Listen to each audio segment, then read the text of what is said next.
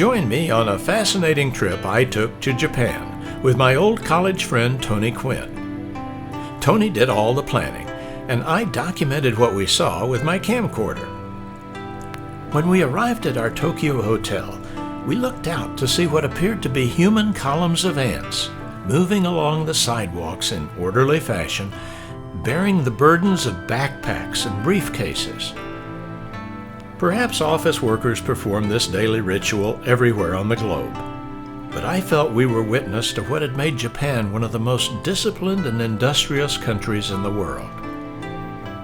From an observation deck on the 45th floor of Tokyo's Metropolitan Government Building, we got a distant view of the Skytree, the city's newest broadcast tower, which, at 2,080 feet, is the third largest structure in the world. From this lofty vantage point, we had a 360-degree view of the city, spread out over 23 wards containing nearly 10 million people. And that's just the central area. The larger Tokyo metropolis includes 14 million people. If you add in the neighboring prefectures to describe the greater Tokyo area, the population swells to more than 38 million, giving Tokyo bragging rights as the world's largest urban area. If everything looks modern and new, a lot of it is. Tokyo had to be rebuilt twice.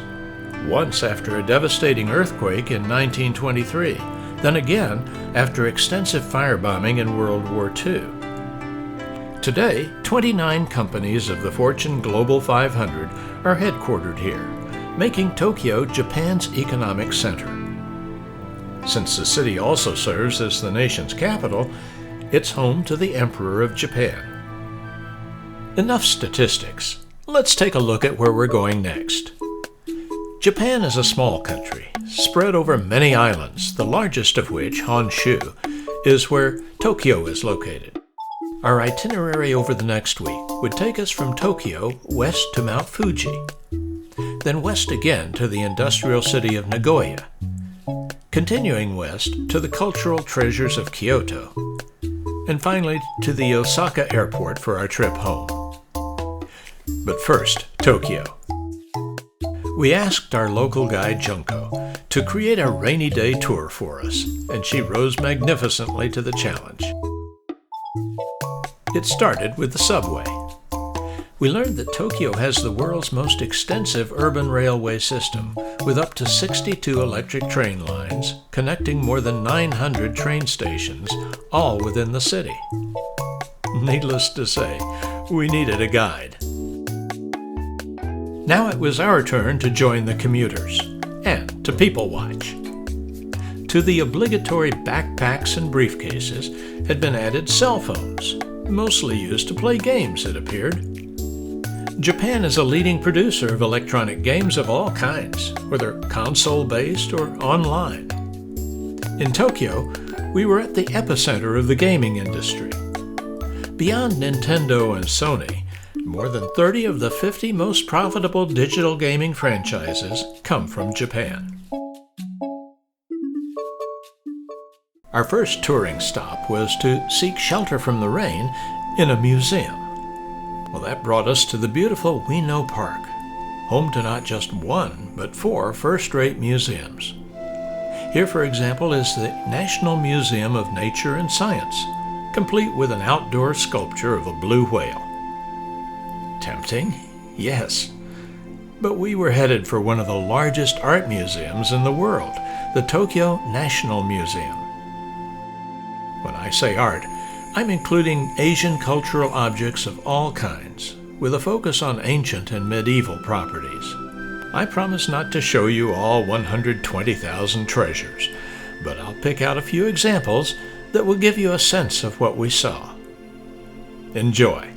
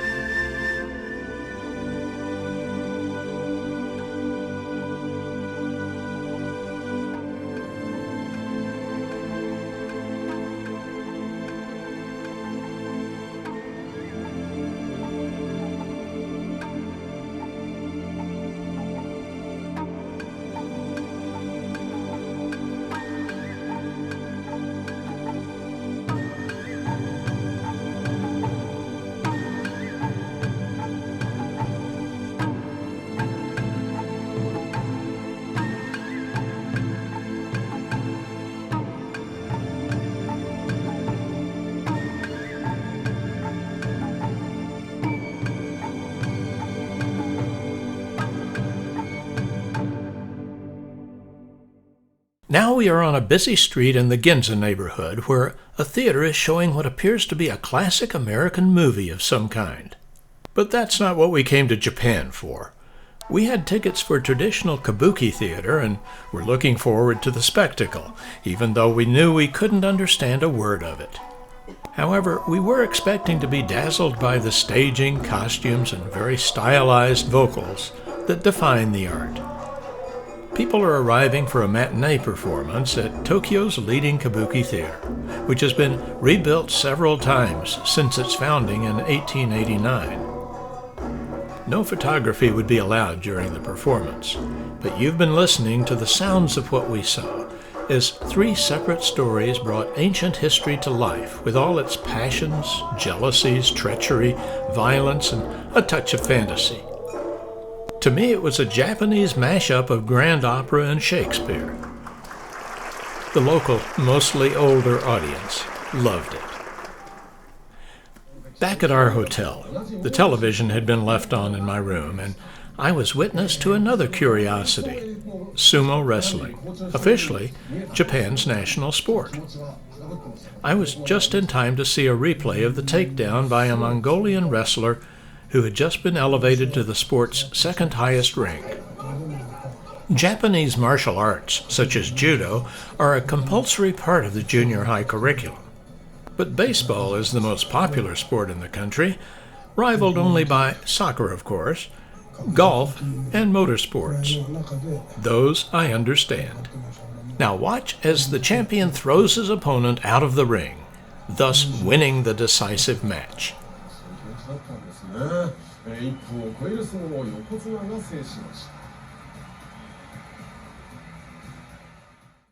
What we Americans would call cartoon characters are immensely popular throughout Japan.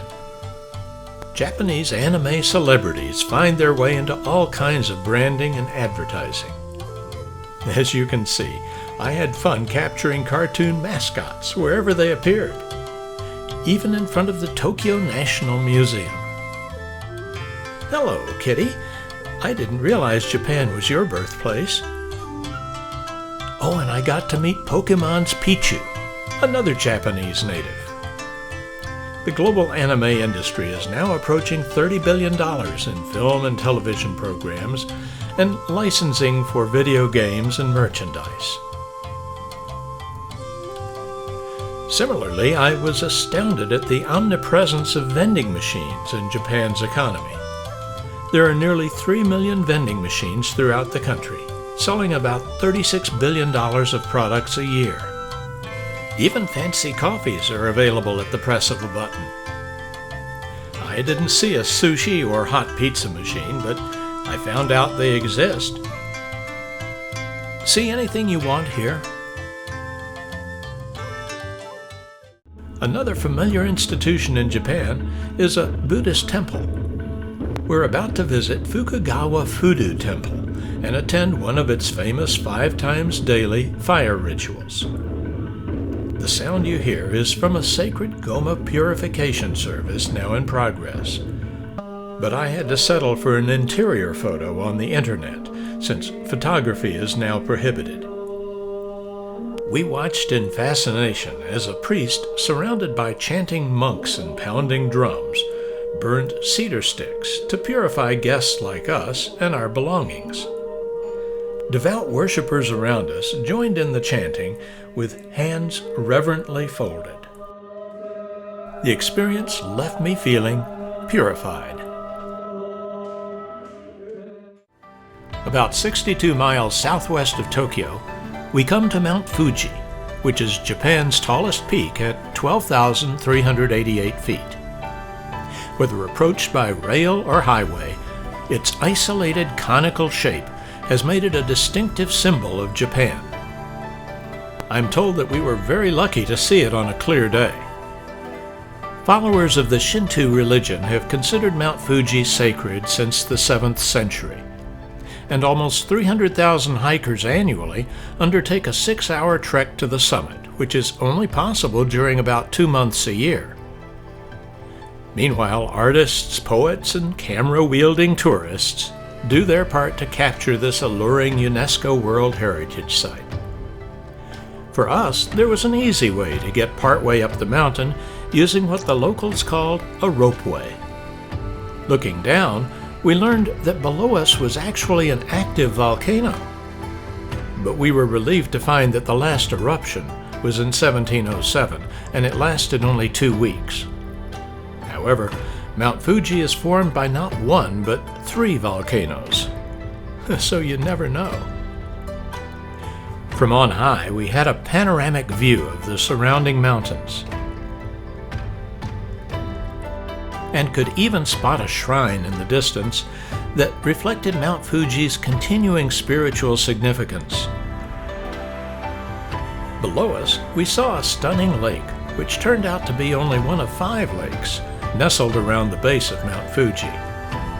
This crater-formed lake is called Lake Ashi, and we had cruised across it in order to access the ropeway. It should come as no surprise that with thermal activity underground, there are more than a dozen hot springs in the area that have given rise to popular hotels and bathhouses. Thus, this Hakone region, as it's called, has become one of Japan's leading resort destinations. When we stopped for lunch, we got a taste of what else is available for tourists with a Japanese drum concert. We were dining in a Ninja Village theme park with entertainment for the whole family. If you like sword fight demonstrations, ninjutsu martial arts, and stunts featuring ninja star weapons and ropes, you'll find them all here. At the end of our visit, Mount Fuji offered us an intense souvenir shopping opportunity. Some bought. I shopped. We got an indifferent shrug from the major tour companies when we inquired about seeing the industrial side of Japan. Their focus was on culture. So we planned our own tour, which took us to Nagoya, a major manufacturing city southwest of Tokyo. There we could learn about the making of fabrics, automobiles, and fine china, with an eye-opening overview of Japan's advanced railroad technology. In fact, Japan Railroad's Tokaido Shinkansen bullet train covered the 226-mile distance from Tokyo to Nagoya in less than 2 hours. And we stayed at the Marriott Associa Hotel, which was located right inside the Nagoya Railroad station.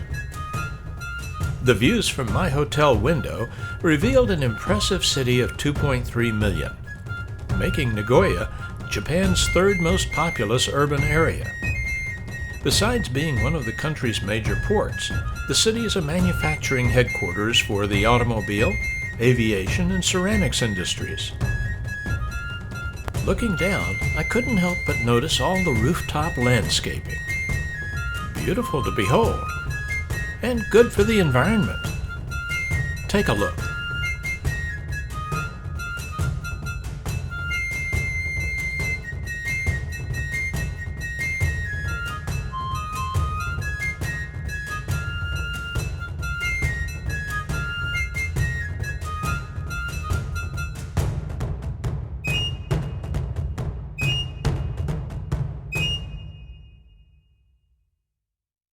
Now let's go check out the Toyota Commemorative Museum of Industry and Technology.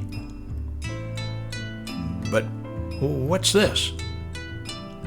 A giant loom? When did cars get manufactured on a loom?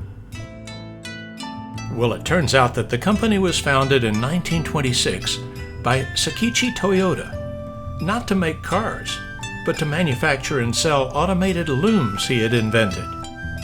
It wasn't until the 1930s, under the leadership of his son Kichiro Toyota, that the company began manufacturing cars, and went on to make trucks and buses and forklifts. And its product range grew to include sewing machines, boats, houses, robots, and even QR codes. As we went through the first part of the museum, the focus was on breakthrough inventions relating to looms and textiles, which are still being sold throughout the world. The museum had live demonstrations of early steam-driven equipment using belts to distribute power throughout the factory. By contrast, it was fascinating to see increasingly complex machines at work, as mechanical devices for spinning and weaving were enhanced by computer-controlled processes. The width of the looms dramatically increased, along with the ability to weave full-color images right into the fabric. On the automotive side of the museum, displays showed how Toyota's transition to motorized vehicles was gradual, but eventually embraced every phase of production. From making cylinder blocks to full-scale prototypes, the company always sought to be ahead of its time. We were fascinated to see how programmable robots were being used on the assembly line to perform complex tasks with tireless precision. Today, we know this kind of technology is used by every vehicle manufacturer in the world. But to watch an early implementation of it in action is a thrill. Some of what we saw went back to the year 1990, more than 30 years ago. Take a moment to study the process.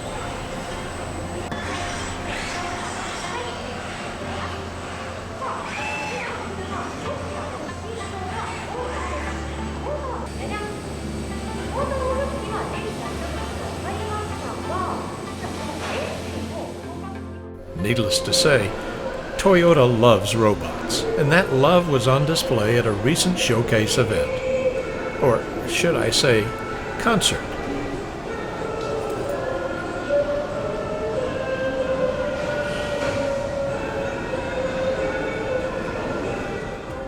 This fellow said to be an excellent violinist, but unfortunately, we were late for his Mozart recital.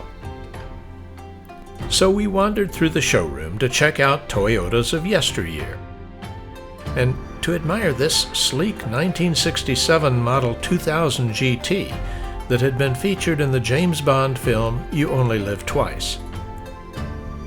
From pioneering automated looms to becoming the world's largest manufacturer of motor vehicles in 2022, Toyota has had quite a ride. Question: is the making of fine china an art, a craft, or a production process? Renowned Japanese tableware manufacturer Noritake would argue that it's all of the above. And we learned about the art and craft of tableware making when we visited Noritake Garden in Nagoya. This used to be the site of Noritake's factory, but manufacturing now takes place in the nearby suburban village of Noritake. Here we got more of a museum experience in the craft center, where we would ooh and ah over beautiful bone china and porcelain pieces produced by Noritake through the years. We only got a peek at the creation and decorating process. Since no photography was allowed, I turned to their website for a couple of images. Meanwhile, I can tell you a little bit about the evolution of the company while you are admiring the beautiful bone china and fine porcelain we saw on display. In 1876, two Morimura brothers started an overseas trading company that evolved from just selling pottery to actually producing it. Over time, they developed technologies for working with ceramics that led to innovations in mixing of powders, grinding and cutting of various materials, and use of abrasives for finishing many kinds of surfaces. As a result, manufacturers of all kinds have come to depend on Noritake methods, tools, and materials to produce a wide range of products. Company sales in 2023 are more than $1 billion, of which only 5% are related to its legacy tableware business. Noritake has now become a worldwide brand name associated more with materials engineering than with fine dining.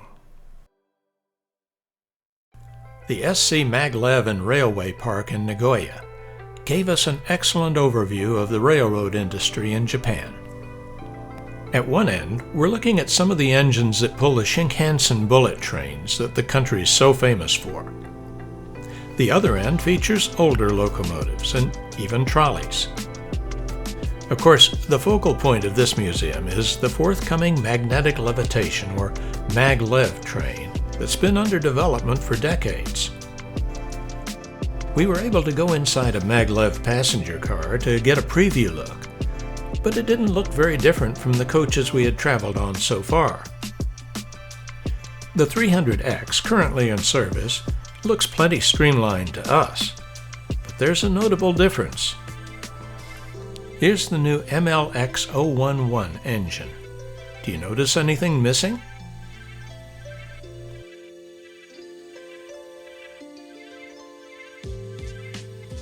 How about windows for the engineer? And windshield wipers? It has headlights, but windows would serve no purpose on a computer-driven train since it has no engineer. And don't worry, MagLev trains won't be operational until 2027, when a new line is completed between Shinagawa and Nagoya.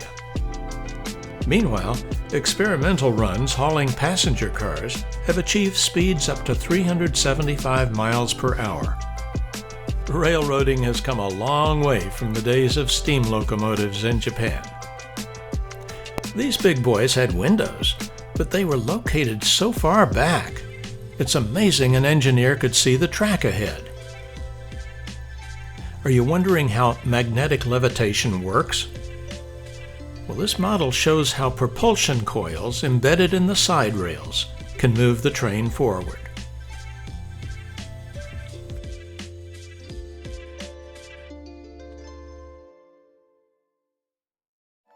I was excited to be shown the most amazing electric train layout I had ever seen. It's the largest railway model diorama in Japan. As we explore it, I'll share a little background on Japan's railroad industry. Until 1987, the railroads were government-owned. Today they are privatized, with more than 100 local and regional companies providing passenger service. The major companies include 7 JR enterprises, of which Central Japan Railroad is one. And this group of 7 controls roughly 2/3 of the 19,000 miles of rail that connect major cities and tiny towns throughout the country. Convenience and efficiency make rail the preferred means of travel. Because almost everybody uses the railroad system, Japan has 46 of the world's 50 busiest railway stations. As for efficiency, Japan's punctuality is legendary, the best on-time performance in the world. For example, in 2018, the average delay on the Tokaido Shinkansen was less than 1 minute. In Greater Tokyo, private automobiles are used for fewer than 20% of daily trips, in part because only those who have a dedicated parking space are allowed to own cars. If you're wondering, why doesn't the United States follow suit? Well, consider the difference in size and urban concentration. All the islands of Japan could fit inside the state of Montana. Connections are easy, especially with less than 1% of freight moving by train. But I have to admire the Japanese for having made very smart use of rail. Now we say sayonara to Nagoya, and the glimpse it gave us into industrial Japan as we board, what else? A JR train. But we'll have to settle for a view out the train window as our tour of agricultural Japan. The nation's so mountainous, only about 11% of its land can be cultivated. We saw a lot of rice paddies as we passed by and learned that Japan has one of the highest levels of crop yield per acre in the world. The result is that the country is able to achieve a food self-sufficiency rate of about 50%. Our sightseeing destination was Kyoto, which I had always imagined as a living museum of ancient temples, shrines, and shogun castles. But what I found was a modern city of nearly 1.5 million people, which also happens to be headquarters to the game company Nintendo. And it even has a 7-Eleven, one of several we saw on our trip to Japan. So where's the antiquity? Well, as the former capital of Japan, Kyoto is dripping with history dating from the year 794, and the city has about 1,600 Buddhist temples, 400 Shinto shrines, magnificent gardens, and of course, the former imperial palace. When we arrived, we checked into the Grand Via Hotel, which was located inside Kyoto's immense train station. The station itself was a wonder to behold in its own right. Let me show you around. I hope you like heights and escalators.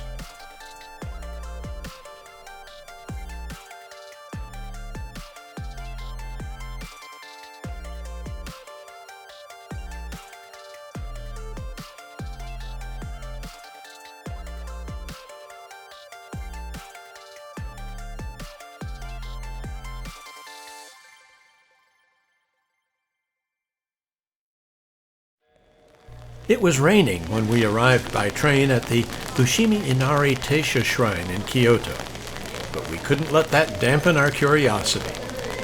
We passed through what's called a Torii Gate, one of many, as we made our way to the Hondan or main hall of the shrine, where the shrine's kami or deity is honored.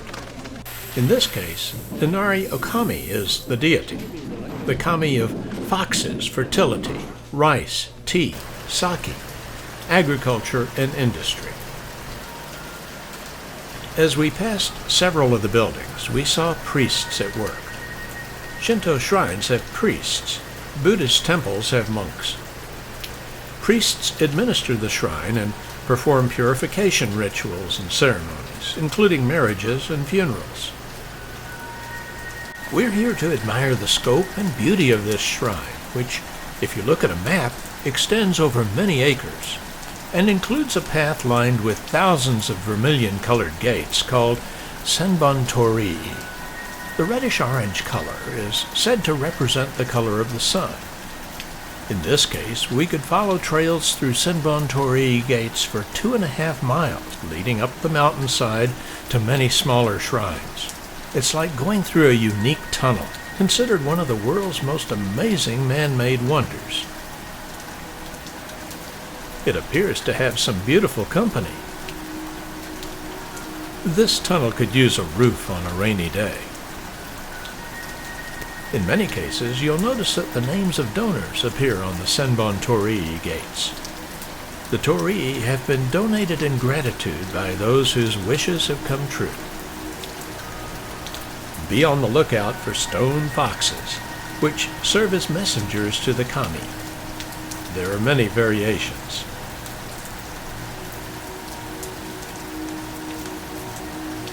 This fox has a pretty fancy house. My dog would be jealous. We saw lamps that took many forms everywhere we went, even leading up the mountain. That's because the Fushimi Inari Taisha Shrine is open to the public 24 hours a day, 7 days a week. No admission fee. Before leaving, we found school children posing for a group portrait.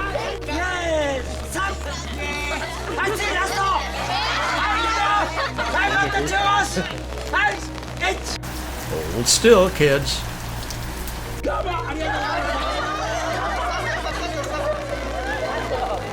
Now it's our turn. Smile, Tony. Who's that pretty lady by Lee? We'll let a messenger fox have the last word.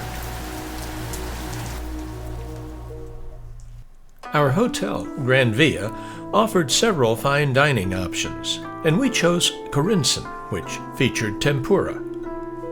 We had been enjoying bento boxes and sushi, but we were ready for a cooked meal. So we each chose a combination entree and were willing to be surprised.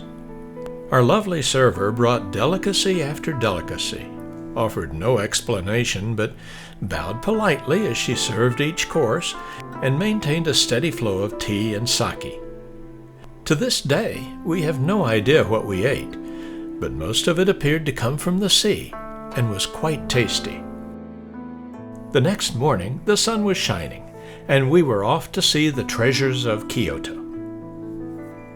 There's so much to see in Kyoto, we had to pick and choose.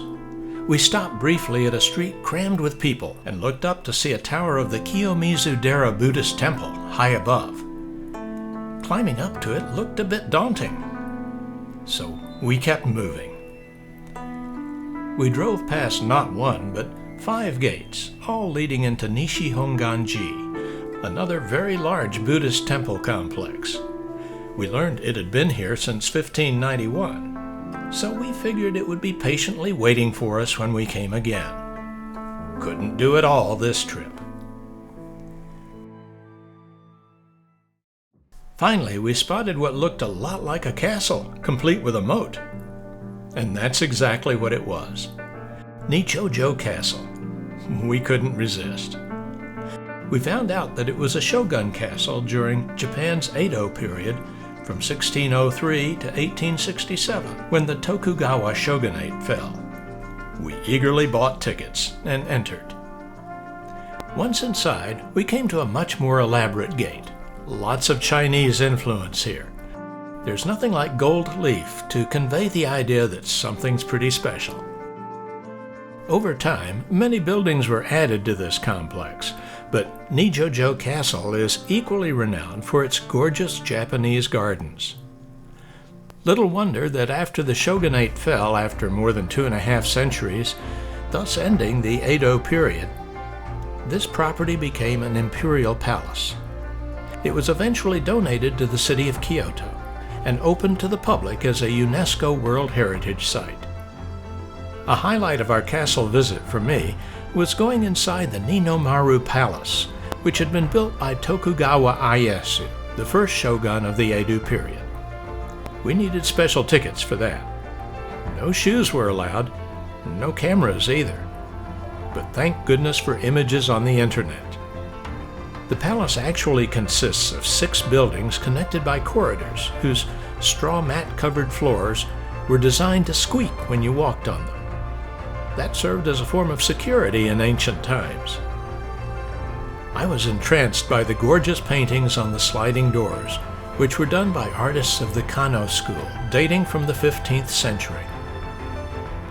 The ceiling decorations were equally rich and impressive. Here, a powerful shogun sits alone at one end of the largest hall, addressing his feudal lords who commanded armies of samurai warriors. With that immersion in history, we exited Nichojo Castle and headed for our next destination. Kinkakuji Temple, now known as the Golden Pavilion, has a storied past. Once upon a time, there was a powerful statesman and poet who owned a villa in Kyoto that he sold in the year 1397 to the 3rd shogun of the Muromachi period. 11 years later, the shogun's son converted the villa into a Zen Buddhist temple, following the wishes of his father. Additional buildings had been added to the property, but tragically, all the buildings except the temple were destroyed in the 15th century Anin War. 5 centuries later, in 1950, the temple was also destroyed when a mentally disturbed novice monk set fire to it. So what we see today is an accurate replica of the original temple, beautifully positioned on a reflective lake to inspire Buddhists and visitors alike as the Golden Pavilion. It required 48 kilograms of gold leaves worth nearly $3 million to totally cover the 2nd and 3rd stories of this UNESCO World Heritage Site. We wanted to go inside, but that was not allowed. The temple houses a significant relic, some ashes of the Buddha. A brass phoenix sits atop the temple, signifying goodwill brought by a sunbird descending from the heavens. Take a Zen moment to enjoy the beautiful lake and distinctive trees that surround the Golden Pavilion.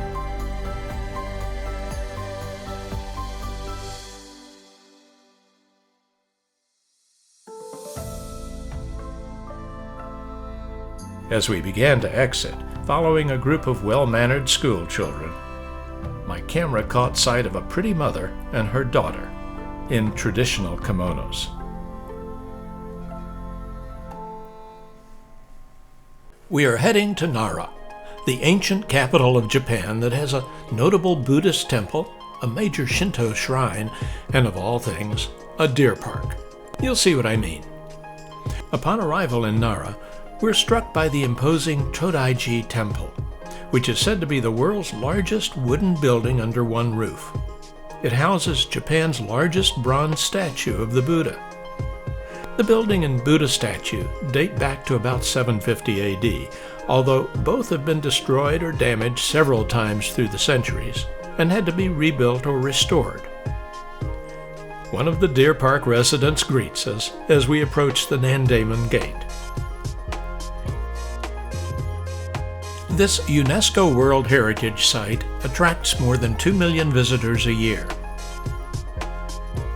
There's no shortage of older school children coming to view a significant piece of Japanese history. At least we can always spot them by the standard way they dress. Despite fires that destroyed the building and damaged the Buddha statue several times over in the course of history, this octagon-shaped lantern was here as a witness. It dates all the way back to 752. These visitors are lighting incense sticks before entering the temple as a way to purify the mind and sharpen the senses. Now we are about to come face to face with the Big Buddha, or Daibutsu as he's called. We are in the Daibutsu Den, where he is housed within the temple. This viewing angle does a little more justice to his nearly 50-foot height and 250-ton weight.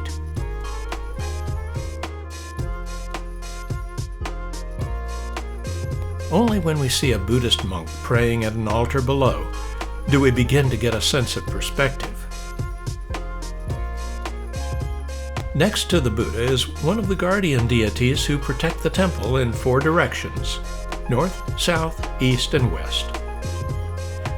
We found large cedarwood statues of others nearby. They look pretty intimidating to me. See for yourself.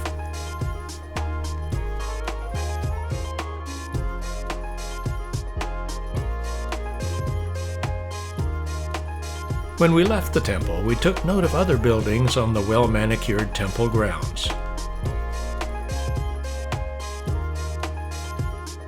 We were lucky to catch this monk on a walk. Next door to the temple complex, we found a torii gate, signifying entrance into a sacred Shinto shrine. The distinctive reddish-orange color of vermilion lets us know it's Shinto. We found that Buddhism gives us temples. Shintoism gives us shrines. Both religions are popular with the Japanese people, but Shintoism has more followers. It was born in Japan, whereas Buddhism was imported. To the extent that the people are religious, and most are, they're inclined to follow a little of both, especially the festivals. But the fundamental beliefs are different. Perhaps complementary, but quite different. Shintoism is polytheistic, focused on multiple deities associated mostly with nature. Its gods, or kami as they call them, reside in animals, especially dogs and foxes, and even in trees and stones. Buddhists, on the other hand, focus on the soul, seeking enlightenment, peace, and harmony through meditation and what the Japanese call Zen. We've seen a lot of stone lanterns, but here's something a little different. A display of Shinto brass lanterns.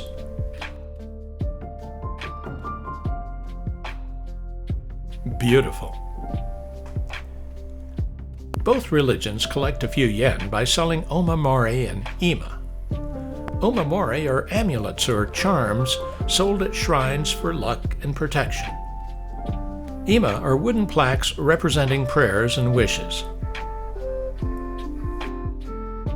On our way out of Nara Deer Park, we encountered a few of the more than 1,000 free-roaming deer that have made this 1,250-acre reserve their home. just like priests and monks, the deer expect you to make an offering. This fellow was happy to give a little bow and oblige.